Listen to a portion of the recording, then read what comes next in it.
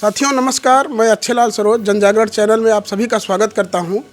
इस समय हम कुंडा क्षेत्र में हैं और हमारे साथ इस समय मोहम्मद तनवीर जी हैं। और सर आपका बहुत बहुत स्वागत है। आपका भी स्वागत है। आप हमारे यहाँ आए और आपकी टीम का मैं धन्यवाद अदा करता हूँ। सवाल ये है कि 55,000 वोटर मुस्लिम वोटर हैं कुंडा क्षेत्र में, तो ये जो मुस्लिम वोटर हैं किस पार्टी की तरफ झुकाव है इनका? देखिए, मुस्लिम वोटरों का झुकाव हमेशा समाजवादी पार्टी की तरफ ही था जी। और ऐसा हुआ कि यहाँ से राजा भैया समाजवादी समर्थन से हमेशा चुनाव लड़ते रहे जी। इस वजह से वो वोट जो था वो राजा भैया को मिलता रहा। लेकिन इस बार समाजवादी पार्टी ने खुद चुनाव लड़ने का निर्णय लिया है। इस वजह से जो मुस्लिम वोटर है वो मूल रूप से समाजवादी पार्टी का ही है और वो अब अलग हो चुके हैं। इस वजह से अलग होने का कारण क्या रहा है, क्या आप बता सकते हैं? अलग होने का कारण ये है कि जो नीतियां हैं दोनों लोगों की बहुत अलग हैं। अखिलेश जी किसी भी प्रकार से गलत चीज़ों को बर्दाश्त नहीं करते और इनके साथ बहुत सारी गलत चीज़ें जुड़ी हैं। इस वजह से वो जो क्या कहते हैं समाजवादी पार्टी की जो छवि है वो धूमिल हो रही थी। इस वजह से दोनों लोगों में धीरे धीरे दूरियां बढ़ती चली गई और फिर कुंडा में ऐसे ऐसे कांड हो गए जिसकी वजह से समाजवादी पार्टी को बहुत ज़्यादा नुकसान हुआ। पूरे प्रतापगढ़ में मुश्किल से एक आधा सीटें ही जीत पाते थे हम समाजवादी लोग। आवाज़ देखिए, जब से इनसे अलग हुए हैं आज बाबागंज और प्लस कुंडा दोनों सीटें हम लोग जीत रहे हैं।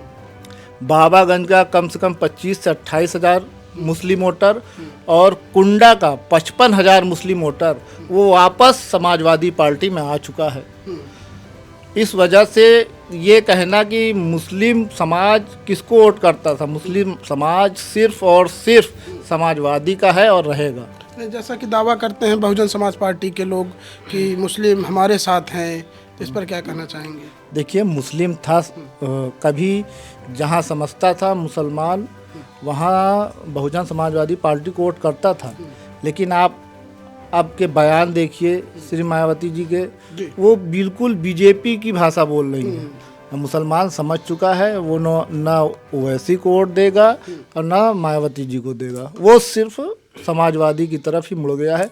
और आप देख रहे हैं चाहे आप जहाँ देखिए मुसलमानों का रुख पूरे उत्तर प्रदेश में समाजवादी पार्टी की तरफ है। अच्छा, यहाँ पे आप इस कुंडा क्षेत्र में अब जिला पंचायत सदस्य का चुनाव भी लड़े थे, तो क्या स्थितियाँ रही, आपका क्या प्रदर्शन रहा? देखिए, हमने बहुत दमखम से कुंडा में जिला पंचायत सदस्य का चुनाव लड़ा और कुंडा प्रथम से हम विजयी हुए। 796 वोटों से मैं जीता।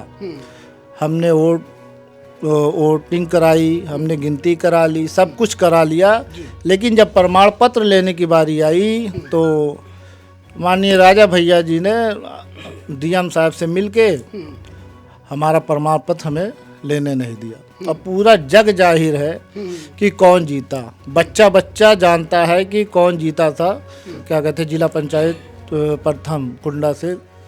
हाँ, और उसका हिसाब इस चुनाव में कुंडा की विधायकी में मुस्लिम समाज ज़रूर से ज़रूर लेगा, क्योंकि जब आप एक भी मुसलमान नेता देख नहीं सकते तो आप कहाँ से हमें कभी विधायक बनने देंगे, कभी सांसद बनने देंगे, एमएलसी कभी बनने देंगे या जिला पंचायत बनने देंगे?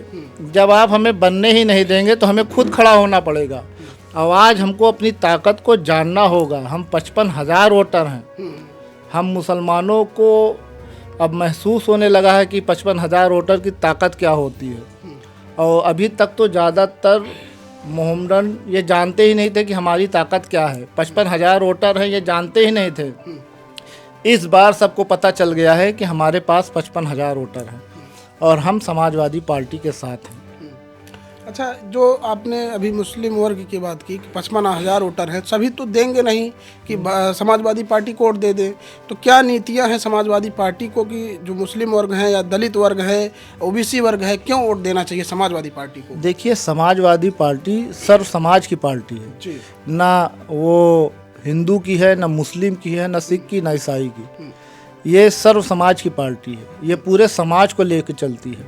और रही बात मुसलमानों की, तो आपको मैं बताऊं, लगभग 200 सीटें जो घोषित अभी हुई हैं, उसमें से 200 सीटों में कम से कम 42 या 43 मुस्लिम कैंडिडेटों को उन्होंने टिकट दिया है।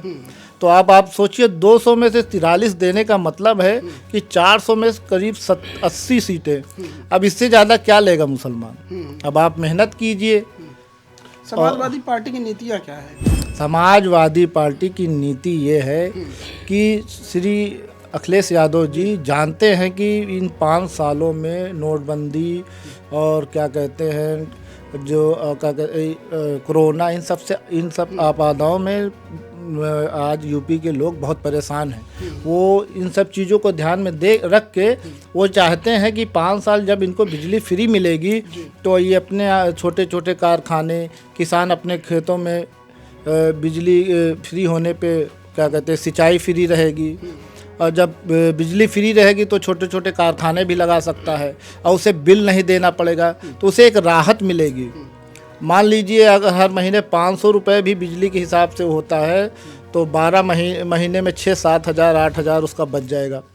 और इस महंगाई के दौर में गांव खेड़ों में अगर एक परिवार का 8-10 हज़ार बच जाता है तो उसके लिए बहुत राहत की बात होगी। अच्छा, अगर हम रोजगार की बात करें तो पिछली सरकार रही समाजवादी पार्टी की और वर्तमान योगी की सरकार आप देख ही रहे हैं, तो कितना रोजगार लोगों को मिला ये बता दीजिए। योगी जी ने किसको रोजगार दिया? रोजगार सिर्फ छीनने का काम किया। अभी जो है इलाहाबाद में छात्रों नौजवानों के ऊपर लाठियां चार्ज की गई। क्या किस तरीके से आप देखते हैं इसको? वो ये कह रहे हैं कि नौकरी मांगने आओगे तो इसी तरह लाठी से पीटे जाओगे। नौकरी जो देने का काम करेंगे वो सिर्फ श्री अखिलेश यादव जी करेंगे और उन्होंने वादा किया है 10 लाख नौकरियों का। और अखिलेश यादव जी जो वादा करते हैं उसको निभाते हैं। वो पिछले ये 5 साल छोड़ दीजिए योगी जी, इससे पहले जब वो थे उन्होंने जितने वादे किए, वो चाहे लैपटॉप के हो या वृद्धा पेंशन के हो या जितनी भी चीज़ें थी, उन्होंने सारे वादे निभाए। और पूरी उम्मीद है हमको कि वो इस बार भी जो वादे कर रहे हैं वो पूरे वादे निभाएंगे। तो साथियों, ये थे मोहम्मद तनवीर मिल्की जी। और आपकी क्या राय है? अपनी राय जो है कमेंट बॉक्स में दें और चैनल को सब्सक्राइब कर लीजिए। बहुत बहुत धन्यवाद। सब बहुत धन्यवाद। आपका भी बहुत बहुत धन्यवाद। आप हमारे पास आए, बहुत बहुत शुक्रिया। धन्यवाद।